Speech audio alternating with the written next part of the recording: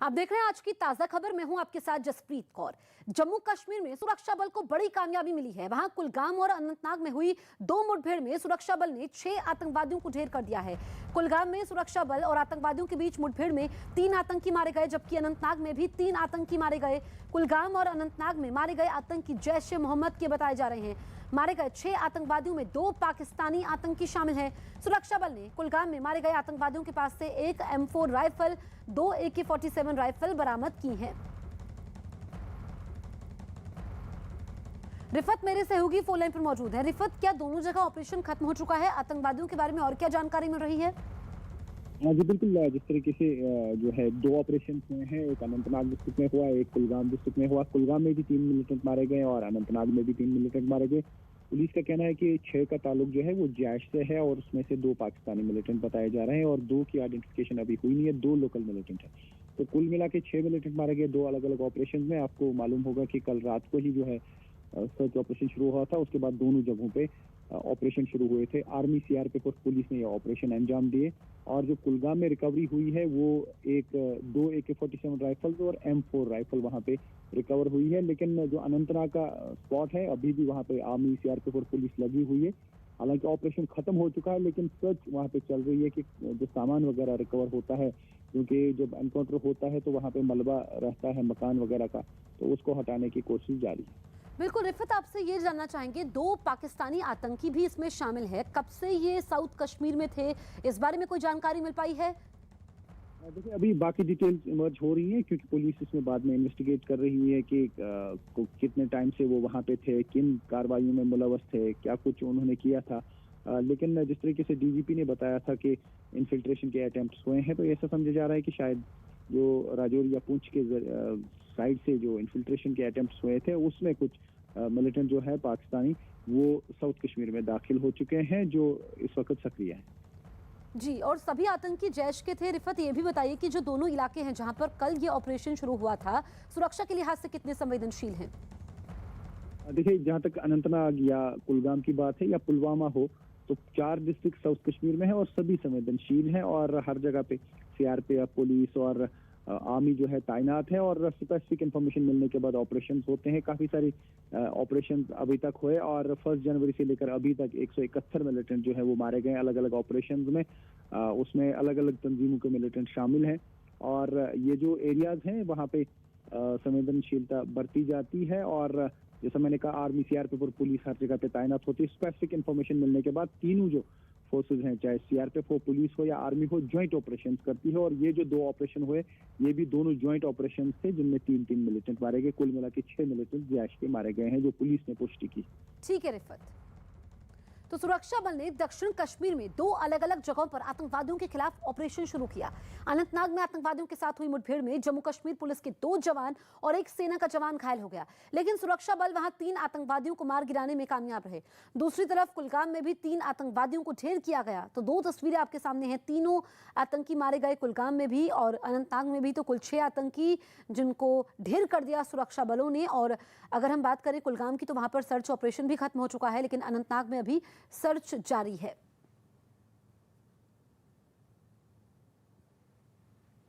UP के कानपुर में हुई PM की रैली में उपद्रव की साजिश का पर्दाफाश हुआ।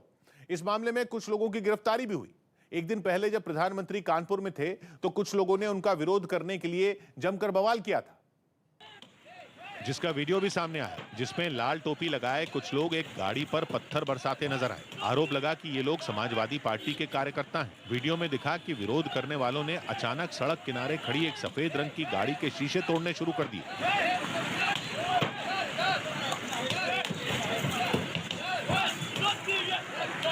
इन लोगों ने सड़क पर पड़े पत्थर उठाए और गाड़ी की ओर उछाल दिए। एक पत्थर तो पास से गुजर रही एक बस की तरफ चला गया। इन लोगों की ये हरकत देखकर वहां से गुजर रहे लोग भी घबराकर अपना रास्ता बदलने लगे, लेकिन पथराव करने वालों पर कोई फर्क नहीं पड़ा और उन्होंने उपद्रव करना जारी रखा। पुलिस प्रदर्शनकारियों के बवाल के इसी वीडियो और सड़क किनारे लगे CCTV कैमरे की फुटेज के आधार पर जांच कर रही है।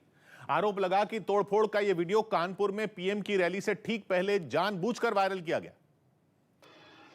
और आरोप है कि माहौल बिगाड़ने के लिए ऐसा किया गया। शक तो ये भी है कि पथराव करने वाले लोगों ने एक खास गाड़ी जिस पर पीएम का पोस्टर लगा था उसे जानबूझकर निशाना बनाया और तब तक उसके शीशे तोड़ते रहे जब तक वो सारे चकनाचूर नहीं हो गए। यही नहीं, इस दौरान वो नारे लगाने से भी नहीं चूके। पथराव से पहले ये लोग प्रधानमंत्री का पुतला लेकर निकले और नारे लगाते हुए उसे वहीं जलाया। वो यहीं नहीं रुके, पुतला जलाते ही वो मुड़े और पत्थर उठाकर गाड़ी पर मारने लगे। ये घटना कानपुर की नौबस्ता सब्जी मंडी इलाके की बताई गई, जिसका वीडियो वायरल होते ही पुलिस ने कार्रवाई तेज कर दी। पुलिस ने वीडियो में दिखने वाले लोगों को गिरफ्तार करना शुरू कर दिया, जिनमें कानपुर में समाजवादी पार्टी के कुछ पदाधिकारी भी शामिल हैं। पुलिस ने पीएम की रैली में उपद्रव की साजिश के आरोप में जिन्हें पकड़ा, उनकी तस्वीरें भी सामने आई। कुछ ना कुछ कहीं ना कहीं एक साजिश समझ में आ रही है। देखिए, अभी जांच हम लोग कर रहे हैं। वहीं इस मामले में जैसे ही समाजवादी पार्टी पर आरोप लगा, बीजेपी भड़क गई। समाजवादी पार्टी किस प्रकार से उस रैली में एक तरह से उस रैली को खत्म करने की साजिश, शहर में दंगा भड़काने की कोशिश कर रही थी ताकि प्रधानमंत्री नरेंद्र मोदी जी की रैली पे उसका असर पड़े। इस मामले की जांच में जुटी पुलिस ने वो गाड़ी बरामद कर ली जिसमें तोड़फोड़ हुई थी और वीडियो में दिख रहे 5 लोगों को गिरफ्तार कर लिया। इस मामले में 8 लोगों पर आरोप है। पुलिस को शक है कि यह सारा बवाल सोची समझी साजिश के तहत किया गया और जानबूझकर पीएम की रैली से ठीक पहले उनका पुतला जलाकर तोड़फोड़ की गई। यही नहीं, पुलिस को तो यह भी शक है कि जिस गाड़ी में तोड़फोड़ हुई वो समाजवादी पार्टी के कार्यकर्ताओं की ही थी, जिस पर उन्होंने ही पीएम का पोस्टर लगाया और फिर उस पर पत्थर बरसाए, जिसके बाद पीएम की रैली से ठीक पहले घटना का वीडियो जानबूझकर वायरल किया गया। शक है कि यह सब बीजेपी कार्यकर्ताओं को उकसाने और पीएम की रैली में फसाद करवाने के लिए किया गया, लेकिन यह साजिश नाकाम रही। वहीं विवाद बढ़ने के बाद अखिलेश यादव ने इस मामले में गिरफ्तार हुए 5 आरोपियों को पार्टी से निष्कासित कर दिया। एलएसी पर चीन से जारी विवाद के बीच रक्षा मंत्री राजनाथ सिंह ने बड़ा बयान दिया। उन्होंने दो टूक कहा कि अभी का माहौल अनिश्चितता से भरा हुआ है और जिस तरह के हालात हैं उन्हें देखते हुए किसी भी तरह के संघर्ष से इनकार नहीं किया जा सकता। मतलब दोनों सेनाओं के बीच गलवान जैसे टकराव फिर से हो सकता है। इसका मतलब जंग से भी निकाला जा रहा है। राजनाथ सिंह ने चीन का नाम तो नहीं लिया, लेकिन साफ इशारा उसी की तरफ है, क्योंकि पिछले 20 महीनों से चीन की सेना लद्दाख में एलएसी पर विवाद खड़ा किए बैठी है। उस हिस्से को अपना बता रही है जो उसका है ही नहीं। इसी बयान के साथ राजनाथ सिंह ने लद्दाख में भारत की जबरदस्त तैयारियों की झलक भी दिखाई और वहां बनाई गई उस सड़क का उद्घाटन किया जो एलएसी पर चीन के पर कतर कर रख देगी। और जिस प्रकार हम एडवर्सरी का दृढ़ता से मुकाबला करने में सक्षम रहे, वह बिना उपयुक्त इंफ्रास्ट्रक्चरल डेवलपमेंट के संभव नहीं हो सकता था। और आज की अनिश्चितता के माहौल में किसी प्रकार के संघर्ष की संभावना से इनकार नहीं किया जा सकता। लद्दाख में भारत की बनाई सड़क ने चीन के माथे पर शिकन ला दी है, क्योंकि ये कोई आम सड़क नहीं है। ये सड़क दुनिया की सबसे ऊंची सड़क है जो एलएसी के बेहद करीब है। ऐसे में ये सिर्फ एक रास्ता भर नहीं है, बल्कि एक तरह से कहा जाए तो ये रोड चीन पर चढ़ाई करने का हथियार है, जो भारतीय सेना के लिए एलएसी पर पहुंच बहुत आसान बना देगी। ये सबसे ज्यादा ऊंचाई पर बनाई गई दुनिया की पहली सड़क है, जिसे सीमा पर सेना के लिए सड़क बनाने वाले संगठन BRO यानी बॉर्डर रोड ऑर्गेनाइजेशन ने बनाया है। ये सड़क 19,024 फीट की ऊंचाई पर बनी है। दुनिया के किसी भी कोने में इतनी ऊंचाई पर कभी सड़क नहीं बनी है, इसलिए गिनीज वर्ल्ड रिकॉर्ड्स में इसका नाम भी दर्ज हो चुका है। ऊंचाई के मामले में यह दुनिया की सबसे ऊंचे पहाड़ माउंट एवरेस्ट के बेस कैंप से भी ऊपर है। उनकी ऊंचाई भी करीब 17,000 से 17,500 फीट है और लद्दाख में भारत की बनाई सड़क उससे भी ज्यादा ऊंचाई पर है। 52 किलोमीटर लंबी यह सड़क लद्दाख के दक्षिण में उमलिंग पास के पास बनी है, जो लद्दाख के चिसुमले में से डेमचोक को जोड़ती है। यह सड़क एलएसी से महज 15 किलोमीटर दूर है। मतलब साफ है कि अगर चीन ने उंगली दिखाई तो भारत की सेना एलएसी तक पहुंचने में ज्यादा वक्त नहीं लेगी। उमलिंग पास इतनी ऊंचाई पर है कि वहां से चीन की पहाड़ियां नजर आती हैं, उसकी सेना के बंकर तक दिखते हैं। यह सड़क सेना के लिए तो अहम है ही, वहां रहने वाले आम लोगों की जिंदगी भी आसान करेगी। उम्मीद जताई जा रही है कि इससे इलाके का विकास भी होगा और पर्यटन भी बढ़ेगा। लेकिन इतनी ज्यादा ऊंचाई पर बने होने के बावजूद इस सड़क की डिजाइनिंग कमाल की है। इसे इस तरह बनाया गया है कि इस पर गाड़ी चलाते हुए चढ़ाई का ज्यादा एहसास नहीं होगा, क्योंकि इस पर ज्यादा चढ़ाई और तीखी ढलाने नहीं है। साथ ही ये बेहद मजबूत है। ऐसे में इसकी यही खासियत सेना की ताकत बढ़ाने वाली है, क्योंकि इससे उसकी मूवमेंट आसान हो जाएगी। एक तो ये सेना की भारी भरकम बख्तरबंद गाड़ियों और टैंकों का वजन आराम से उठा लेगी, साथ ही आसानी से और जल्दी एलएसी तक पहुंचा जा सकेगा।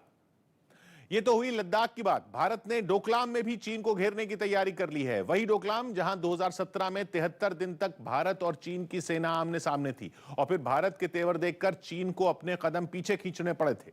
हालांकि चीन वहां से तो हट गया, लेकिन उसके पास तिब्बत की चुंबी घाटी में वो अपनी पहुंच मजबूत करने में लगा रहा। उसने वहां सड़कों का जाल और रेल नेटवर्क तक फैला दिया। ऐसे में अब भारतीय सेना ने भी डोकलाम तक अपने टैंक पहुंचाने का बंदोबस्त कर लिया है। बीआरओ ने पूर्वी सिक्किम में फ्लैग हिल डोकला रोड पर एक दमदार ब्रिज बनाया है।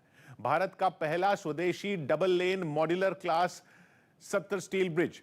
क्लास 70 मतलब कि ये ब्रिज 70 टन तक का वजन आराम से उठा सकता है और भारतीय सेना के टैंकों का वजन ज्यादा से ज्यादा 50 से 55 टन तक होता है। ऐसे में इस ब्रिज के बनने से सेना के टैंक बेहद कम वक्त में डोकलाम तक पहुंच सकेंगे। जॉर्डन की राजधानी अम्मान से चौंकाने वाली तस्वीर सामने आई। वहां की संसद में मंत्रियों की ताकत बढ़ाने के लिए जारी चर्चा के दौरान सांसद आपस में उलझ गए। दरअसल वहां मंत्रियों के अधिकारों को बढ़ाने के लिए कानून में संशोधन की मांग की जा रही थी। तभी कुछ सांसदों के बीच कहासुनी हो गई। दोनों तरफ से पहले धक्का मुक्की हुई और फिर लात घूंसे चलने लगे। एक सांसद ने तो गुस्से में आकर दूसरे का मुंह नोच लिया, जिसके बाद उसके साथी भी इस लड़ाई में कूद पड़े, जिन्हें शांत कराने के लिए स्पीकर को दखल देना पड़ा। इससे पहले कि वो लोग शांत हो पाते, एक सांसद सीधा स्पीकर की कुर्सी की तरफ बढ़ता दिखाई दिया।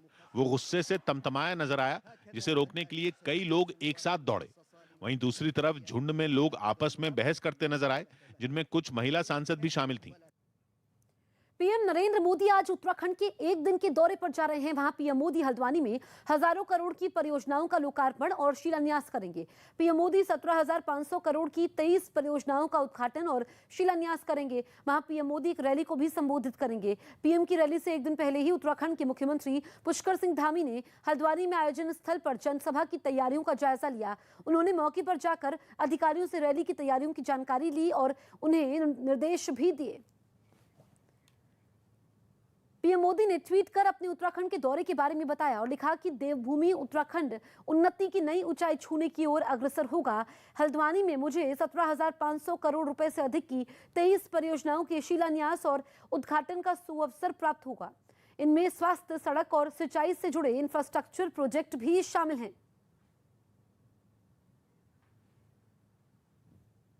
एम्स की सैटेलाइट सेंटर का भी कल शिलान्यास होने वाला है। लखवाड़ योजना जो हमारी 57 करोड़ की योजना है, उस योजना का भी शिलान्यास होने वाला है। बहुत सारी सड़कें हैं, मेडिकल कॉलेज है हमारा पिथौरागढ़ का, उसका भी शिलान्यास होने वाला है। पीएम साहब ठीक 1 बजे यहाँ पर पहुँच जाएंगे। माहौल जो है आप देख ही रहे होंगे कि यहाँ पर लोगों में उनके आने को लेकर बहुत उत्सुकता है, बहुत जोश है। और चूँकि मैं तो आज जहाँ भी गया हूँ, बहुत जगह पर मैं आज गया हूँ, जगह जगह लोगों में बहुत ज़्यादा उनके आने को लेकर एक नया प्रकार का उत्साह है।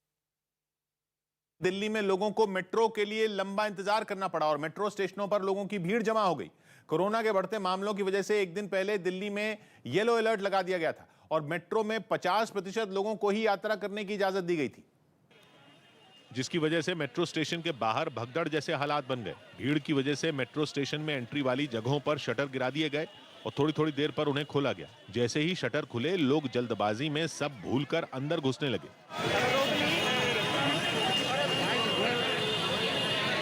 धक्का मुक्की के बीच जो अंदर चले गए वो लकी रहे और जो बाहर रह गए उन्हें घंटों इंतजार करना पड़ा। दिल्ली के लगभग हर मेट्रो स्टेशन पर यही आलम रहा। लोग सुबह सुबह निकले तो दफ्तर जाने, लेकिन मेट्रो स्टेशन पर फंस गए। ऐसे में कुछ लोगों ने लाइन में लगकर बारी आने का इंतजार किया और कुछ बदइंतजामी पर नाराज होकर लौट गए। यहाँ पे लोग बेवकूफ हैं जो इतनी बड़ी लाइन में खड़े हुए हैं। बोलिए सर, बढ़िया इसको बंद करवा दो ना मेट्रो को। दिल्ली में कोरोना का येलो अलर्ट लागू है, यानी कि लोगों को सावधान रहने की जरूरत है। लेकिन आने वाले समय में कोरोना फिर से कहर ढा सकता है। लेकिन मेट्रो स्टेशन के बाहर जो भीड़ दिखी, उसे देखकर लगा कि इस सख्ती का फायदा कम, नुकसान ज्यादा हुआ। अभिनेता अर्जुन कपूर को कोरोना हो गया। अर्जुन कपूर और उनकी बहन अंशुला की कोरोना रिपोर्ट पॉजिटिव आई। इसके बाद वो क्वारंटीन हो गए, जबकि मुंबई के नगर निगम बीएमसी ने उनकी इमारत को सील कर दिया। बॉलीवुड एक्टर अर्जुन कपूर के साथ साथ उनकी बहन अंशुला कपूर भी कोविड पॉजिटिव पाई गई हैं। अंडर 19 एशिया कप में सुबह 11 बजे से सेमीफाइनल मुकाबले खेले जाएंगे। पहला मैच भारत और बांग्लादेश के बीच शारजाह में खेला जाएगा। साथ ही दूसरा मुकाबला पाकिस्तान और श्रीलंका के बीच दुबई में होगा। बीजेपी ने दावा किया कि यूपी में योगी आदित्यनाथ सरकार ने गन्ना किसानों को भुगतान करने के मामले में इतिहास रच दिया।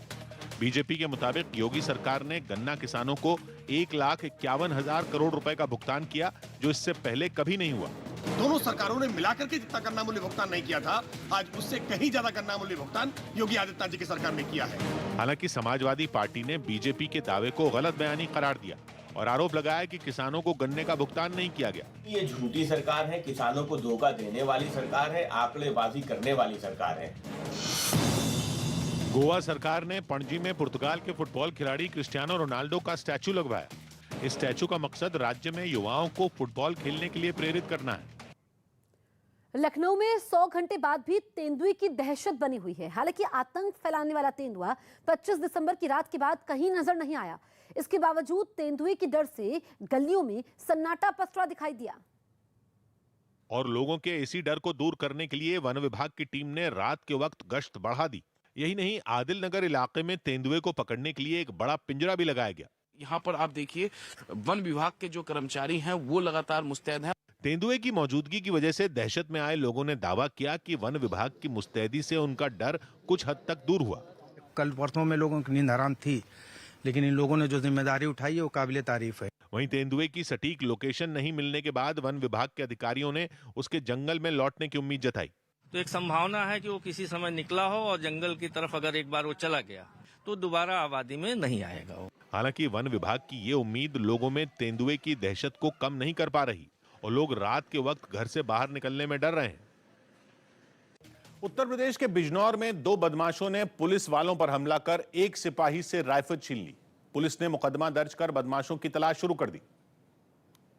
लेकिन इस मामले का वीडियो सोशल मीडिया पर वायरल हो गया, जिसमें देर रात करीब 1 बजे 2 बदमाश सिपाही ललित कुमार पर हमला करते और उससे राइफल छीनते नजर आए। सिपाही ललित बदमाशों से अकेला ही अपनी राइफल बचाने की कोशिश करता रहा, जबकि उसका साथी फोन पर किसी से बातें करता दिखा। कुछ देर में बदमाशों ने सिपाही को जमीन पर गिराकर राइफल छीन ली। इस दौरान पास से एक बस भी धीमी गति से गुजरती नजर आई। इसके बाद दूसरे पुलिस वाले ने बदमाशों से लड़ने की कोशिश की, लेकिन राइफल के पिछले हिस्से से हमला कर दोनों बदमाशों ने पुलिस वालों को पस्त कर दिया और मौके से बाइक पर फरार हो गए।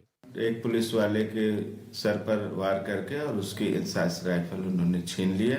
पुलिस का दावा है कि सड़क पर एक ट्रक से गिरी मिट्टी में बदमाशों की बाइक घुस गई थी, जिसके बाद उनकी ट्रक ड्राइवर से गाली गलौज शुरू हो गई। उसी वक्त मौके पर दोनों पुलिस वाले पहुंचे और बदमाशों ने उन पर हमला कर दिया। चीन में कोरोना वायरस की वजह से कई शहरों में खाने की किल्लत हो गई। वहां सोशल मीडिया पर हंगामा मचा हुआ है। हजारों लोगों ने वहां के सोशल मीडिया टूल वीबो पर गुस्सा निकाला है। बुरा हाल है इस वक्त वहां के शियान शहर में, जहां 1 करोड़ 30 लाख लोग रहते हैं और शहर पिछले कई दिनों से सख्त लॉकडाउन का सामना कर रहा है। पहले लॉकडाउन लगाया गया, उसके बाद लॉकडाउन सख्त कर दिया गया और अब सख्ती ऐसी है कि जैसे लोग घरों में नहीं बल्कि जेल में डाल दिए गए हों। ऊपर से किसी ने जरा भी नियम तोड़ा तो उसे जेल भी और जुर्माना भी, और उसके अलावा अमानवीय अत्याचार भी। गले में तख्तियां डालकर लोगों से सड़कों पर मार्च करवाया जा रहा है, जिसके वीडियो इंटरनेट पर आ चुके हैं। चीन में शियान प्रांत में लोग बगावत पर उतारू हैं, अपनी ही सरकार के खिलाफ गुस्सा उतार रहे हैं। बताया जा रहा है कि शियान प्रांत में रोज 100 से ज्यादा लोग कोरोना पॉजिटिव मिल रहे हैं और सरकार ने अल्टीमेटम दिया है कि जब तक यह आंकड़ा 0 पर नहीं पहुंचता तब तक सख्ती बरती जाएगी।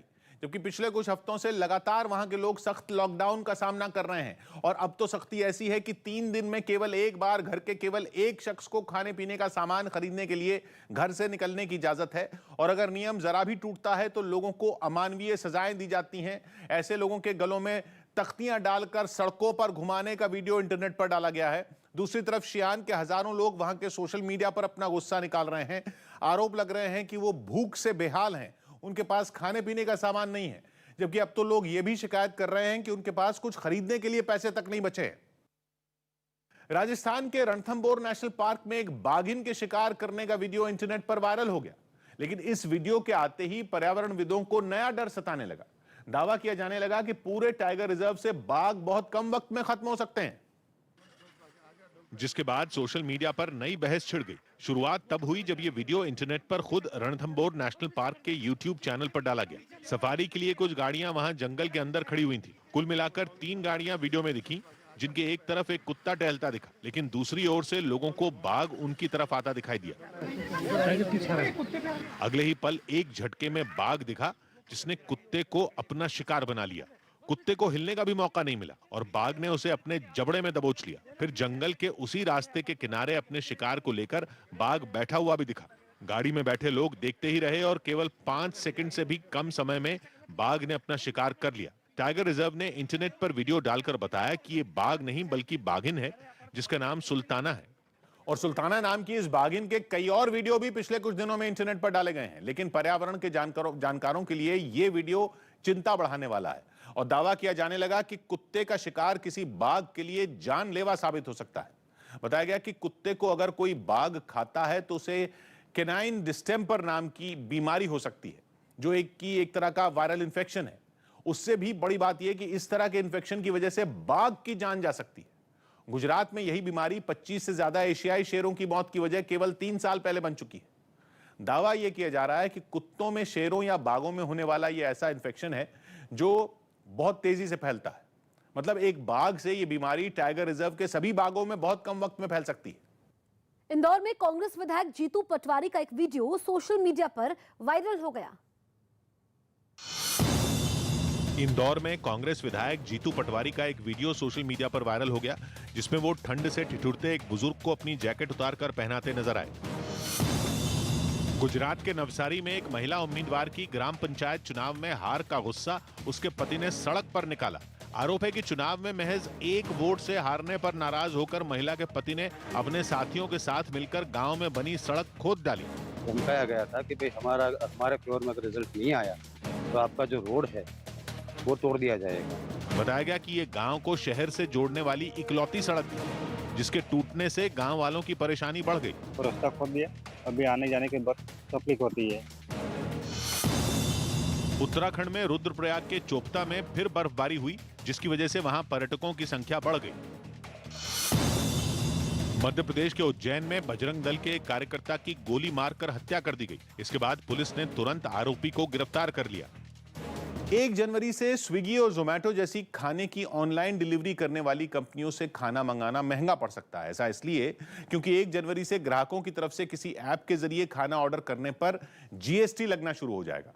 अभी तक इस जीएसटी को रेस्टोरेंट भरते और ऑनलाइन खाने की डिलीवरी करने वाली कंपनियों पर यह टैक्स नहीं लगता, लेकिन नए नियमों के तहत 1 जनवरी से स्विगी और जोमेटो जैसी कंपनियों को 5% जीएसटी देना होगा और जीएसटी की यह रकम ऐप से खाना ऑर्डर करते वक्त ही ग्राहकों के बिल में जुड़ जाएगी।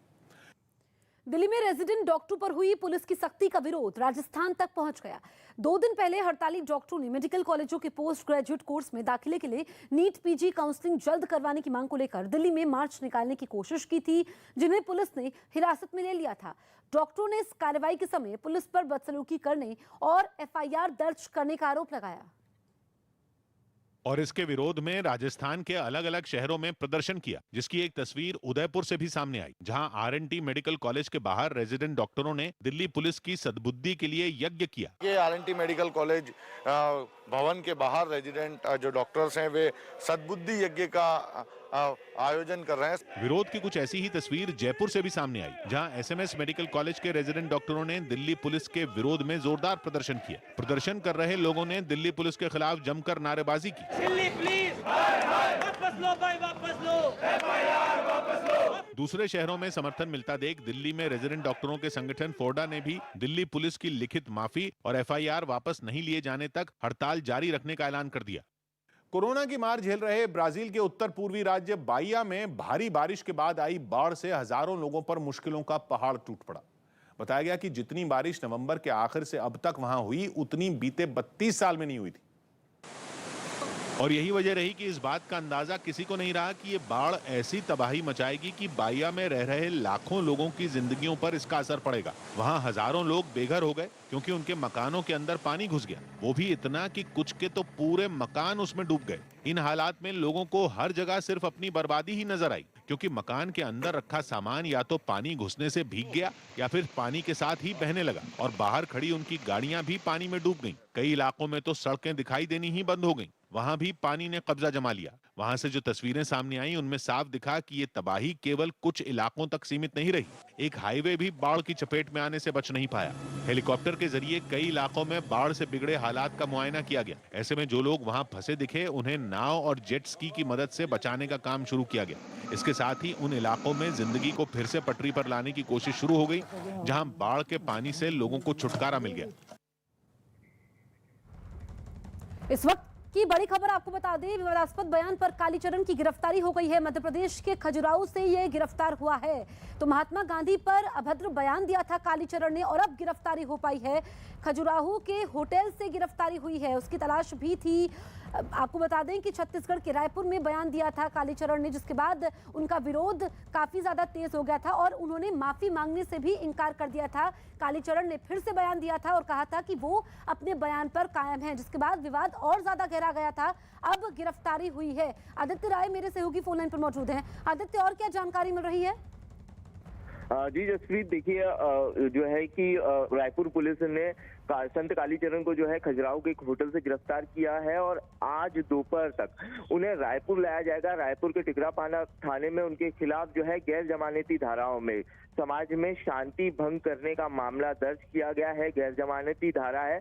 आज दोपहर में उन्हें कोर्ट में पेश किया जाना है और कोर्ट से जो है उन्हें जमानत नहीं मिल पाएगी क्योंकि गैर जमानती धारा है, तो जिसके वजह से वो आज जेल जा सकते हैं। अगर आज पुलिस उन्हें कोर्ट में जो है कि पेश करती है तो आज ही जेल जा सकते हैं। अगर आज उन्हें कोर्ट में पेश नहीं किया जाएगा, कल अगर कोर्ट में पेश किया जाएगा तो कल जो है कालीचरण महाराज को जेल भेजा जा सकता है क्योंकि पूरा मामला जो है वो गैर जमानती धाराओं में। और कांग्रेस की जो सरकार है वो खासी नाराज है संत कालीचरण से। उन्होंने पहले जो है रायपुर में जब धर्म संसद का आयोजन हुआ तो महात्मा गांधी को लेकर काफी अपशब्द कहे और उसके बाद जब उनके खिलाफ एफआईआर दर्ज हुई तो इस पे किसी तरीके का पश्चाताप उन्होंने प्रकट नहीं किया। उन्होंने बड़ी बात यही है कि उन्होंने वीडियो जारी किया जिस बात का आप जिक्र कर रहे हैं और माफी मांगने से ही इनकार कर दिया। उन्होंने कहा था कि जो बातें उन्होंने कही थी वो उस पर कायम है। जी जसप्रीत। तो आदित्य, अब यहाँ पर मुश्किलें उनकी बढ़ गई हैं, तो क्या कहा जाएगा कि जो बयान उन्होंने दिया उसके बाद उन्होंने माफी नहीं मांगी, अब भी उसी पर कायम है?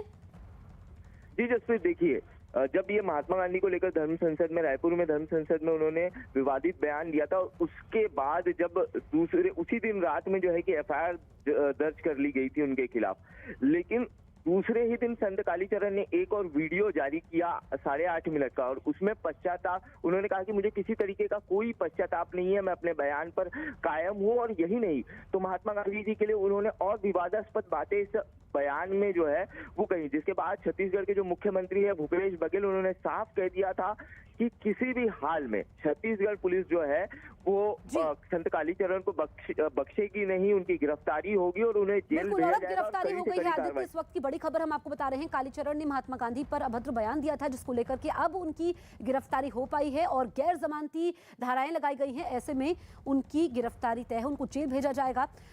लगातार जो उन्होंने बयान दिया था उस पर वो कायम रहे। इसको लेकर के भूपेश बघेल काफी गुस्सा भी हुए थे और अब कालीचरण पर शिकंजा कसा है। एक होटल से गिरफ्तारी हुई है। तो महात्मा गांधी पर दिया था अभद्र बयान संत कालीचरण ने, जिसको लेकर कि काफी बवाल हुआ था, उनके खिलाफ विरोध प्रदर्शन भी हुआ था और उसके बाद जब विवाद गहराता है तो फिर से वो एक वीडियो क्लिप जारी करते हैं संत कालीचरण और आगे और भी ज्यादा आपत्तिजनक बातें महात्मा गांधी को लेकर के कहते हैं, जिसके बाद बवाल थमा नहीं और ज्यादा बढ़ गया। अब जो जानकारी मिली है कि एक होटल से उनकी गिरफ्तारी हुई है, मध्य प्रदेश के खजुराहो से उनको गिरफ्तार किया गया है। एक होटल से उनकी गिरफ्तारी हुई है क्योंकि शिकंजा उन पर तभी कस चुका था जब उन्होंने माफी मांगने से इनकार कर लिया था। दरअसल एक समारोह में महात्मा गांधी के लिए उन्होंने अपशब्द कहे थे और अब कालीचरण को मध्य प्रदेश के खजुराहो से गिरफ्तार भी कर लिया गया है। बढ़ते हैं आगे। यूपी चुनावों को देखते हुए गृह मंत्री अमित शाह राज्य में ताबड़तोड़ दौरे और रैलियां कर रहे हैं। आज गृह मंत्री अमित शाह एक के बाद एक 3 रैलियों को संबोधित करेंगे। दोपहर 12 बजे अमित शाह मुरादाबाद में रैली करेंगे। इसके बाद दोपहर 2 बजे वो अलीगढ़ में एक जनसभा को संबोधित करेंगे। फिर शाम 4 बजे गृह मंत्री अमित शाह उन्नाव में एक रैली करेंगे। अमित शाह यूपी में 10 दिनों में 21 रैली और 3 रोड शो करने वाले हैं, जिसकी शुरुआत उन्होंने 24 दिसंबर से की थी। मालेगांव बम धमाकों के गवाहों के मुकरने के बाद यूपी के चुनाव में भी मालेगांव धमाकों का मुद्दा गूंजने लगा। यूपी के सीएम योगी आदित्यनाथ ने एक बार फिर उस वक्त की यूपीए सरकार पर बीजेपी नेताओं को निशाना बनाने के लिए जांच एजेंसियों के गलत इस्तेमाल का आरोप लगाया और हिंदू समुदाय के नेताओं के खिलाफ झूठे मुकदमे बनाने की साजिश का आरोप जड़ा। हिंदू नेताओं को कैसे लोग झूठे मुकदमों में फंसाने का कार्य कर रहे थे, आपने मालेगांव विस्फोट के मामले में देखा होगा। कोर्ट में गवाह के मुकरने की बात पर समीर कुलकर्णी ने मोहर लगाई थी। समीर कुलकर्णी भी केस में आरोपी थे जो सुनवाई के वक्त कोर्ट में मौजूद थे। मुझे एनआई के कोर्ट के नीचे एनआई के सिपाही ने पहली बार मुझे ये 5 पन्नों का स्टेटमेंट दिया। मेरा कोई स्टेटमेंट रिकॉर्ड नहीं किया गया। कोर्ट में दावा किया गया कि एनआईए ने लोगों पर दबाव डालकर उनसे योगी आदित्यनाथ समेत कई बड़े लोगों के नाम लेने को कहा था। एटीएस उस वक्त हमें 24 घंटे में से 20-20 घंटा पीटती थी, हमारे ऊपर दबाव बनाती थी, जिनको आप जानते नहीं थे, कभी मिले नहीं थे। उस वक्त की जो राष्ट्रीय सामाजिक धार्मिक राजकीय नेतृत्व करने वाले थे, उनका आप नाम ले लो तो हम आपको छोड़ देंगे।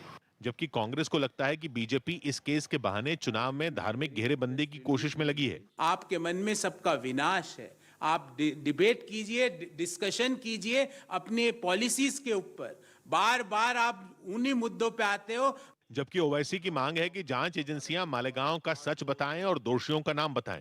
अब ये तमाम विटनेस अगर हॉस्टाइल हो रहे हैं तो इसका मतलब ये है कि ये केस खत्म हो जाएगा। फिर किसने किया मालेगांव? 2008 के मालेगांव धमाकों में कर्नल पुरोहित और साध्वी प्रज्ञा ठाकुर समेत कई आरोपी पहले ही जेल से छूट चुके हैं। दिल्ली के साथ ही महाराष्ट्र में भी कोरोना के नए मामलों में तेजी आई है। बुधवार को महाराष्ट्र में कोरोना के 3900 नए मामले सामने आए, जबकि 20 मरीजों की मौत हुई। महाराष्ट्र में पिछले 9 दिनों में कोरोना 12 गुना अधिक मामले दर्ज किए गए हैं। इसके साथ ही ओमिक्रॉन के मामले भी बढ़ रहे हैं। महाराष्ट्र में बुधवार को ओमिक्रॉन के 85 नए मामले सामने आए, जिसके बाद राज्य में ओमिक्रॉन मरीजों की संख्या बढ़कर 252 पहुंच गई है, जिसमें 137 मामले मुंबई के हैं।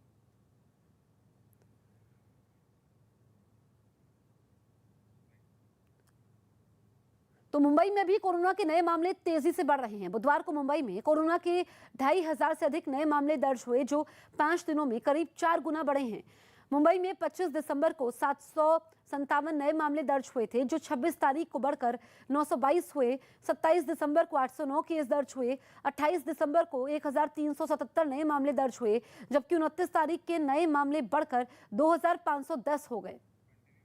तो तेजी से बढ़ रहे मामलों को देखते हुए महाराष्ट्र में नए साल के लिए नए दिशा निर्देश जारी किए गए हैं, जिसके मुताबिक लोगों को सलाह दी गई है कि वो घरों में सेलिब्रेट करें, बुजुर्ग और 10 साल से छोटे बच्चों को बाहर ना ले जाएं, समंदर किनारे भीड़ जुटाने से बचें, नए साल के कार्यक्रम में कोविड नियमों का पालन करें। महाराष्ट्र में कोरोना पर नियंत्रण के लिए सरकार के निर्देशों का असर वहां के लोगों पर होता नहीं दिख रहा है। बांद्रा में नए साल के पहले ही जश्न मनाने के लिए बड़ी संख्या में लोग इकट्ठा हुए, जहां कोरोना के नियमों की जमकर धज्जियां उड़ाई गई।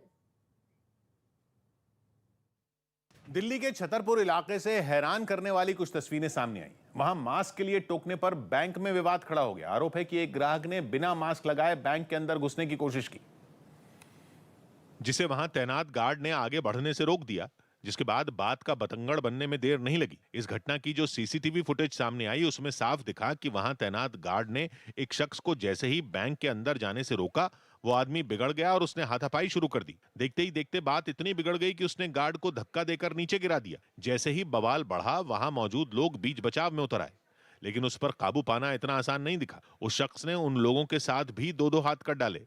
इतनी देर में जमीन पर गिरा गार्ड उठा और बैंक में हो रहे हंगामे को शांत कराया।